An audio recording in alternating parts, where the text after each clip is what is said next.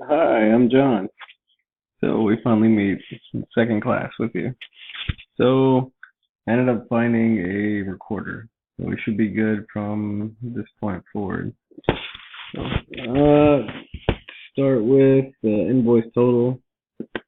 Here it is. Very easy to create. Just went straight by the book. Uh, User set to read only. Subtotal, just a normal text box. Form name, invoice total. Nothing special or any of that. Hit F5 so we can play it, make sure it works. So first thing it opens or starts with, it opens in the center screen.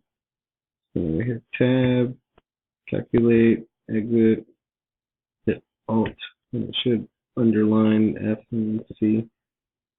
So everything works. Much easier than typing. The last few videos, it was like 15 minutes of typing. So anyway, it'll get on to the next one after this.